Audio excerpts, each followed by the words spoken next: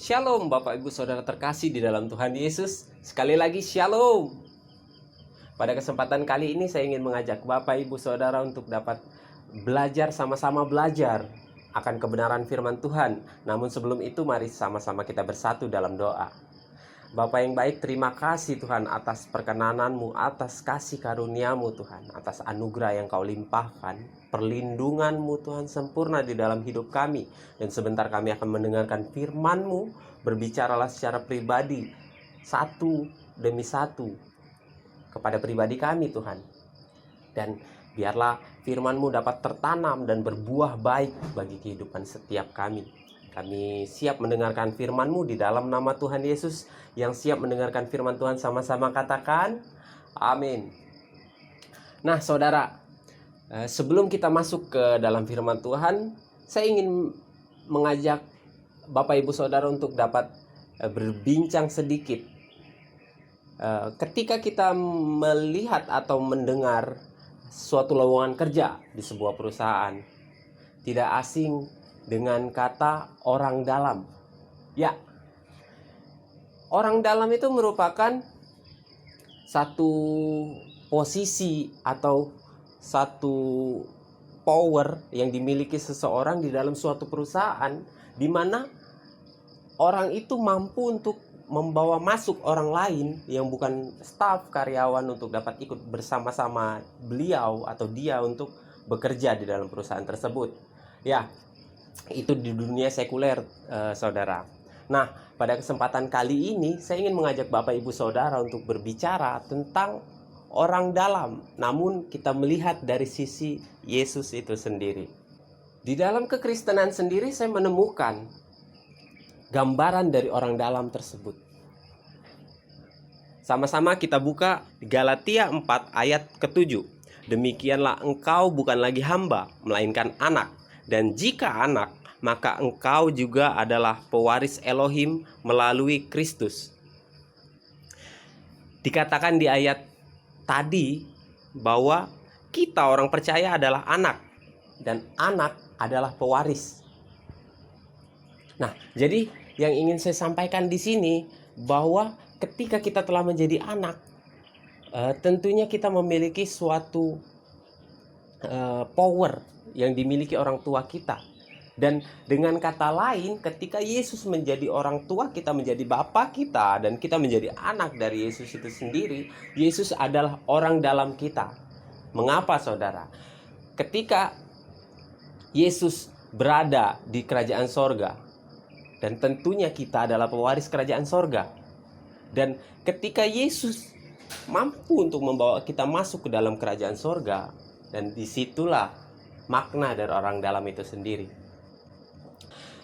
Selain Yesus adalah orang dalam bagi kita, setiap kita orang percaya, kita juga dapat melihat dan menemukan bahwa ternyata kita juga merupakan orang dalam.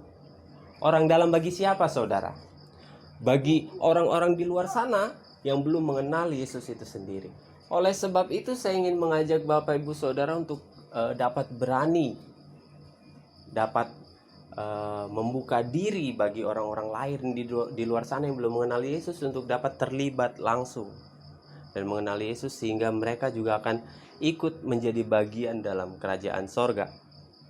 Sekarang saya akan membagikan kepada Bapak Ibu Saudara 3 keuntungan yang kita peroleh ketika Yesus menjadi orang dalam kita.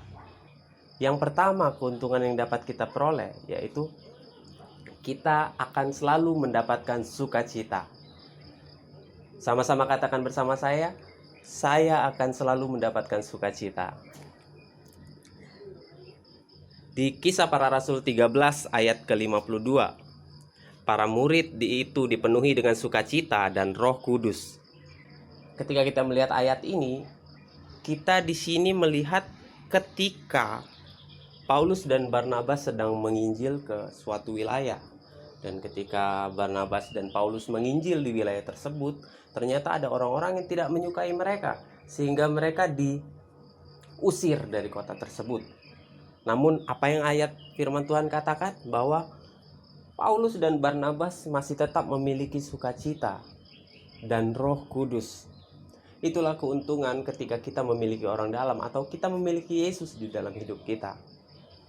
Tentu sukacita itu akan selalu mengiringi kita. Sukacita itu tidak akan pernah hilang dan ada Roh Kudus yang menemani kita. Di Yohanes 14 ayat ke-27, damai sejahtera aku tinggalkan bagimu, damai sejahteraku aku berikan kepadamu, dan damai sejahtera yang kuberikan kepadamu bukan seperti yang dunia berikan. Jangan biarkan hatimu gelisah dan takut. Jelas, Tuhan menyampaikan pesan atau Tuhan sendiri berjanji bahwa Tuhan meninggalkan damai sejahteranya untuk setiap kita yang percaya. Dan ketika Tuhan sudah meninggalkan itu akan permanen ada di dalam diri kita. Nah, itulah yang menjadikan kita atau memampukan kita untuk terus dapat bersuka cita. Nah, jadi saudara, keuntungan pertama yang kita miliki yaitu kita akan selalu ada sukacita. Katakan amin. Lalu, keuntungan apa lagi selanjutnya yang kita miliki? Keuntungan kedua yang kita miliki yaitu kita akan selalu menghasilkan buah. Di dalam Filipi 1 ayatnya yang ke-11, penuh dengan buah-buah kebenaran yang dihasilkan melalui Yesus Kristus untuk memuji dan memuliakan Elohim. Ketika ada Yesus yang menjadi orang dalam, kita akan penuh dengan buah. Nah, saudara, buah di sini dikatakan di ayat tadi adalah buah-buah kebenaran. Bukan karena kita menjadi orang percaya kita harus melakukan kebenaran, tetapi di ayat ini dituliskan bahwa kebenaran itu dihasilkan melalui Yesus Kristus. Jadi bukan kemampuan kita, melainkan Yesus sendiri yang menghasilkan buah untuk diri kita, untuk diri setiap kita. Katakan amin. Lantas apa maksud dari buah-buah kebenaran yang dihasilkan Yesus bagi setiap kita, saya dan Bapak Ibu Saudara? Di ayat ini selanjutnya ditegaskan bahwa buah-buah kebenaran yang dihasilkan melalui Yesus Kristus itu berguna untuk memuji dan memuliakan Elohim. Jadi dengar baik saudara, bagi setiap kita yang yang memiliki Yesus sebagai orang dalam, Yesus tidak hanya stop menjadikan kita orang-orang yang dilindunginya, namun Yesus juga ingin menjadikan kita seperti Dia, di mana ketika Yesus menjadi orang dalam dan membawa keselamatan itu kepada setiap kita, dan begitupun kita dititipkan buah-buah kebenaran, kita diberikan buah-buah kebenaran, sehingga kita juga dapat menjadi orang dalam bagi orang-orang di luar sana. Dan sekali lagi saya katakan, jadilah berkat bagi orang lain dan sebarkanlah Injil ke seluruh dunia, sehingga kebenaran Yesus dapat diterima bagi orang-orang yang belum menerima kebenaran itu sendiri. Dan biarlah kerajaan Elohim semakin dipermuliakan dan ditinggikan. Keuntungan apa yang dimiliki orang percaya yang memiliki Yesus sebagai orang dalam? Yang ketiga yaitu kita akan selalu berhasil. Di 1 Tawarik 29 ayat 23 berkata, Salomo duduk di atas tahta yang ditetapkan dari Yahweh sebagai raja menggantikan Daud ayahnya, dan dia berhasil dan seluruh Israel mendengarkan kepadanya. Ini merupakan kisah dari seorang raja yang begitu diberkati Tuhan, begitu diurapi Tuhan, dan dikatakan bahwa Raja Salomo merupakan raja yang paling berhasil dan kaya raya. Ayat ini menuliskan bahwa Salomo dapat duduk di atas tahta yang mungkin bagi kita itu adalah tahta yang luar biasa. Di sini dituliskan bahwa tahta itu adalah Yahweh yang menetapkannya. Dan Salomo menjadi raja itu bukan karena Daud itu ayahnya, melainkan karena Yahweh yang menetapkan Salomo untuk menjadi raja menggantikan Daud. Dan apa yang dikatakan selanjutnya? Dan dia berhasil dan seluruh Israel mendengarkan kepadanya.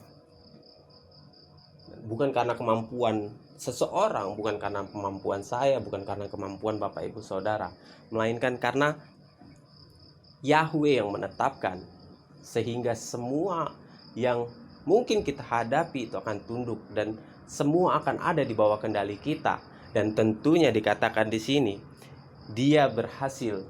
Bapak Ibu Saudara dan saya akan berhasil dalam setiap langkah kehidupan Bapak Ibu Saudara, ketika Yahweh yang memang telah menetapkan hal itu untuk kita jalani. Yang percaya katakan amin. Nah saudara, Yahweh sendiri memiliki ketetapan tersendiri bagi saya, bagi Bapak Ibu Saudara di tempat ini. Jangan ragu dan tetap percaya bahwa Yahweh akan selalu memegang kendali atas hidup kita, dan hidup kita tidak akan jatuh, kita tidak akan terpuruk, karena Yahweh selalu setia menopang kita. Yang percaya semua katakan amin. Beri sorak-sorai yang paling meriah bagi Tuhan kita Yesus Kristus. Haleluya. Nah saudara, inilah 3 keuntungan yang kita miliki sebagai orang percaya ketika ada Yesus yang menjadi orang dalam kita, dan kita menjadi orang dalam bagi orang-orang yang belum mengenal Yesus itu sendiri. Ingat 3 hal ini: selalu ada sukacita, selalu berbuah, dan selalu berhasil. Dan biarlah apa yang telah saya sampaikan, apa yang ingin Tuhan sampaikan kepada Bapak Ibu Saudara, dapat Bapak Ibu Saudara terima dan tanamkan di dalam lubuk hati Bapak Ibu Saudara, dan sama-sama kita menjadi berkat, sama-sama kita memiliki sukacita dan terima anugerah yang luar biasa dari Yesus Kristus. Dan mari kita bersatu dalam doa. Bapa yang baik, terima kasih Tuhan, kami telah mendengarkan firman-Mu. Biarlah firman ini dapat tertanam baik, berbuah, buah-buah kebenaran, dan dapat menjadi saluran berkat bagi setiap orang yang mendengarkannya Tuhan. Dan kami selesai mendengarkan firman-Mu yang telah menerima berkat dari Bapa Yahweh, sama-sama katakan amin. Terima kasih saudara.